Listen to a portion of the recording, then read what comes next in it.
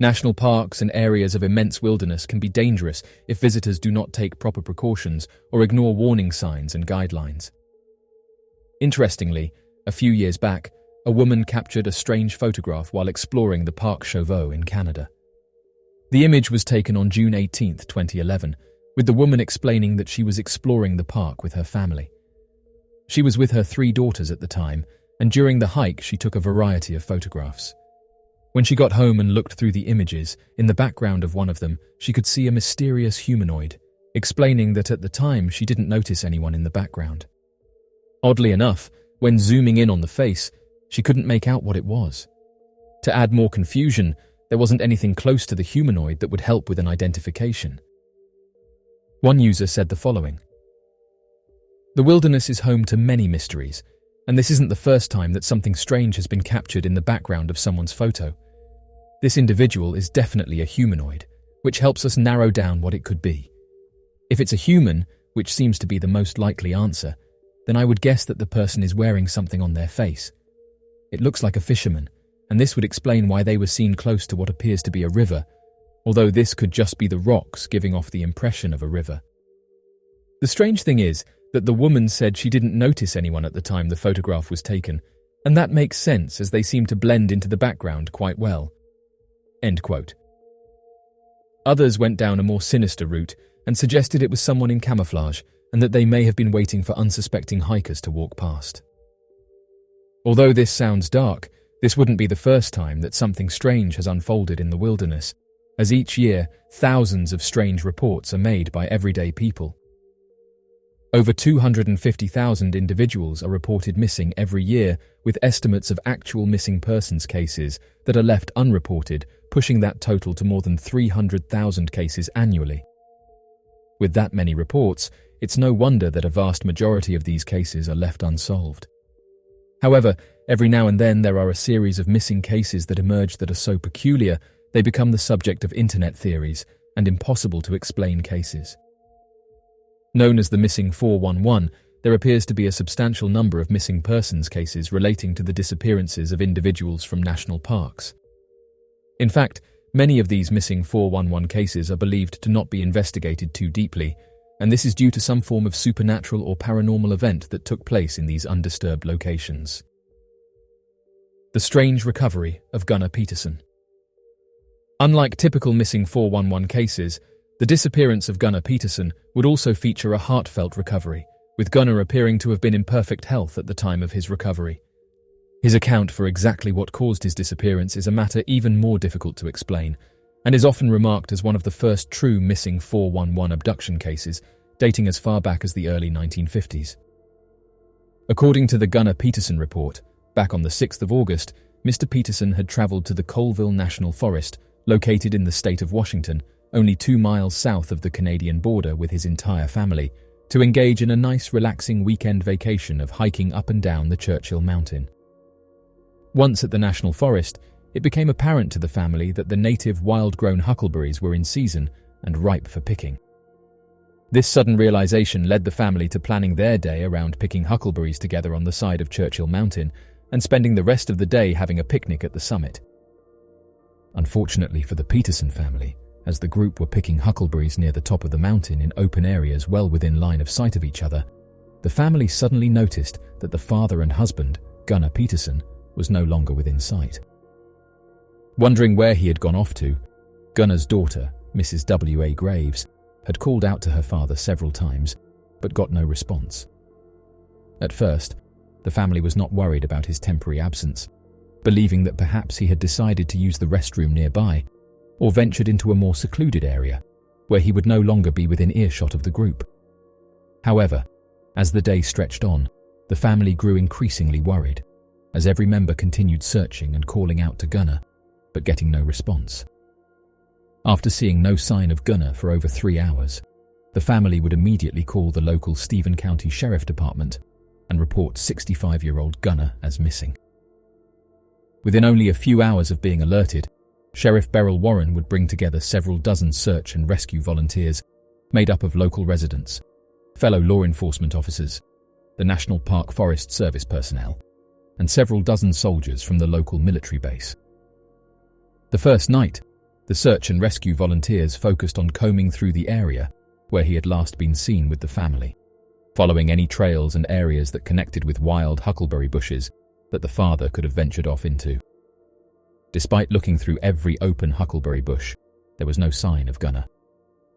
After the first 2 days of searching, law enforcement and search and rescue volunteers were growing increasingly desperate due to the sudden drop in temperature in the area and the light rain.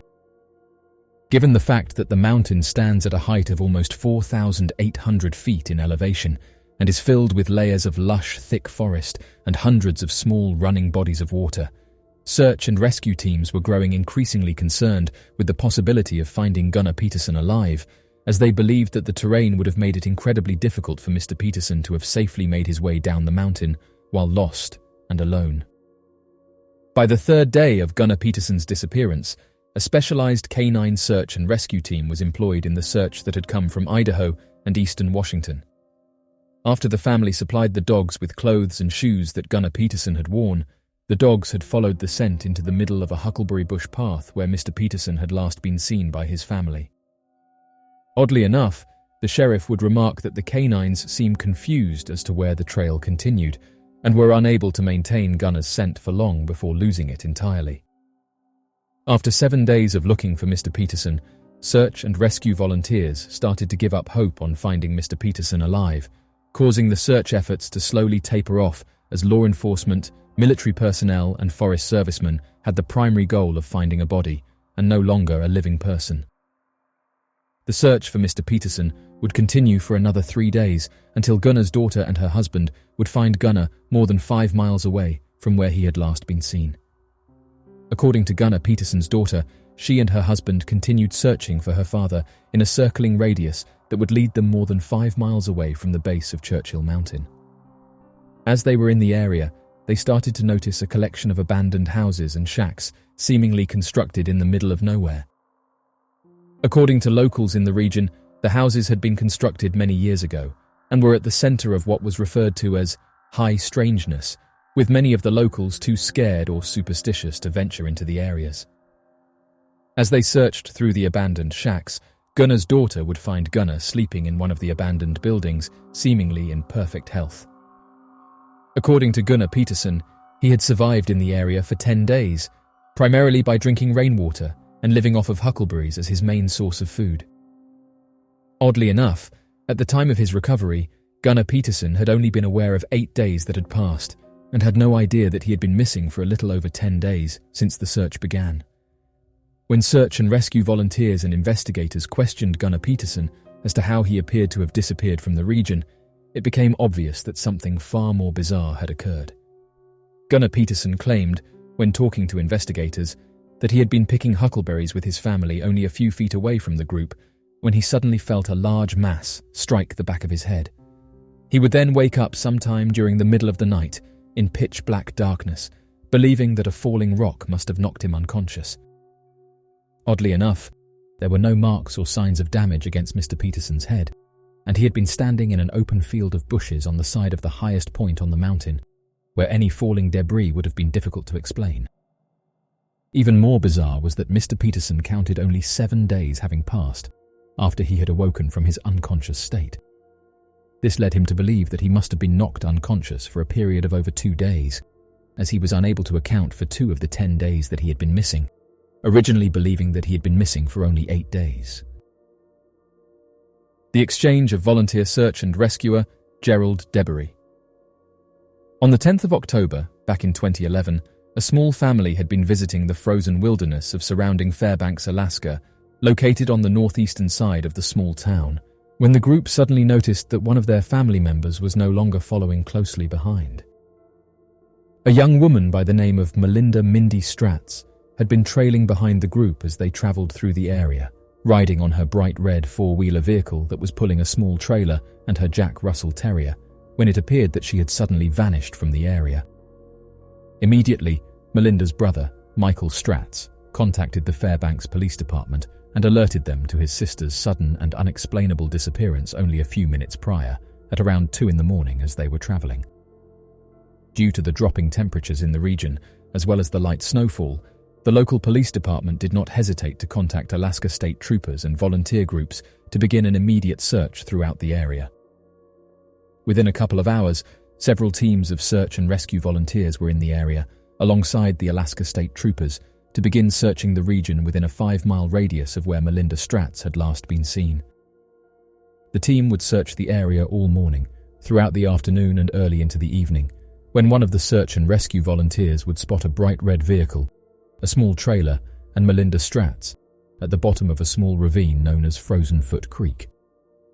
Given the dropping temperatures and the hours that she had been missing, Melinda was immediately escorted to medical services to ensure a rapid recovery.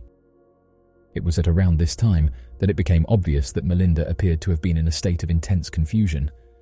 Little details surrounding Melinda's state and recovery are known, however.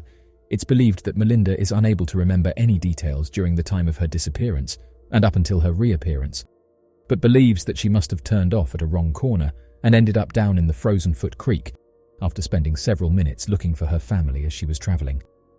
However, another strange fact about Melinda's recovery was that several search and rescue volunteers had already claimed to have visited the area of Frozen Foot Creek, but were unable to have seen any sign of Melinda Stratz or her bright red vehicle and trailer. As family and friends were celebrating Melinda's recovery and her safe return, volunteer teams began to realize that one of their search and rescuers had been missing for roughly several hours. It was at around this time that Alaska State Troopers began their second search and rescue mission for a man named Gerald Debery, who was believed to have gone missing sometime around 6:45 in the evening, when he had last been seen an estimated 4 miles away from the trailhead they were currently searching. According to fellow search and rescue members, Gerald Debery had returned to the primary camp sometime in the late afternoon to take a break from his search efforts, as he claimed that he needed time to warm up, as he was getting far colder than he was used to. Soon thereafter, one of the volunteers had constructed a fire for the team to use, and Gerald Debery was provided with another overcoat on top of his existing coat, as he stayed around the fire for a few minutes to help warm up. After a sufficient break and feeling warm and ready to begin his search efforts again, Gerald got onto his bright green Yamaha Kodiak 4-wheeler vehicle and travelled out 4 miles from the trailhead where he had last been seen. Several minutes after Gerald Debery had last been seen, Melinda Mindy Stratz had been found at the bottom of Frozen Foot Creek. Rather than travel out and tell all of the search and rescue members that the woman had been found, many of the volunteers had been holding small portable radios, and so a message was transmitted to all members, and for them to return to the base campsite as soon as possible. After an hour, while Melinda was recovering and search and rescue members were getting ready to head home, that was when the teams realized Debery had yet to return. Given the fact that Debery had great knowledge of the nearby area and should have already returned by that moment in time, troopers and search and rescue teams immediately began their second search to recover Gerald Debery. Oddly enough, it appeared as if the tracks to his 4-wheeler suddenly ended halfway through following his trail, as if a freshly laid pack of snow had fallen in only a specific area to prevent an accurate read of where his 4-wheeler had travelled. Now worried that Debery was trapped somewhere, injured or suffering from the effects of hypothermia, teams continued through the night looking for Debery, using grid-like patterns of search to cover as much ground as possible, looking for any sign of the missing member. As the night dragged on, the snow continued to fall, and it became obvious that normal methods of search and rescue would be unable to locate Gerald Debery, who was now assumed to have been gravely injured and unable to return to safety on his own. Several hours later, within the early hours of the morning on the 11th of October 2011, Alaska State Troopers employed the use of advanced aerial support in the form of a helicopter and a Piper Super Cub aeroplane, using state-of-the-art thermal signature cameras to help locate Gerald Debery and his 4-wheeler, which was believed to give off a strong heat signature, which would make recovery much easier. Unfortunately, after several more hours, next to nothing was discovered, and over the course of the week, the search for Gerald Debery dwindled down to a standstill. One of Gerald's friends, a man by the name of Paul Potvin, who owned the nearby lodge where the team and the Alaska State Troopers were using as a base of operations, claimed that he believed something far more sinister had occurred to Gerald Debery, given the strange events surrounding his disappearance. On the 14th of October, 3 days following Debery's disappearance, Paul would provide the following statement to the local newspaper known as the Alaska Dispatch. It's a mystery. The four-wheeler is gone. Something had to have happened to him. He didn't get lost. Everybody agrees with that. He's been out there way too many times to get lost. That's the most baffling part. Oddly enough, almost exactly a year later, a local miner who had been working in the nearby Faith Creek mine, located at mile 69 off of the Stees Highway, spotted an abandoned bright green four-wheeler resting on a nearby rock at a slight incline. Believing that the abandoned four-wheeler was a bad sign, the miner contacted the local authorities, who immediately searched the vehicle and found that it had once belonged to Gerald DeBerry and was most likely the vehicle he used during his search. Investigators also noted that it appeared that there was still gas inside the vehicle and that the vehicle appeared to have been purposefully turned off rather than left to run until it cut out. Although another search was done in the area, no sign of Gerald or any of his clothes or equipment was uncovered. So, what do you make of these mysteries? Be sure to leave your questions and answers in the comment section below and help us to grow this community while working to solve these unexplained mysteries. Thank you for watching, and don't forget to subscribe for more videos.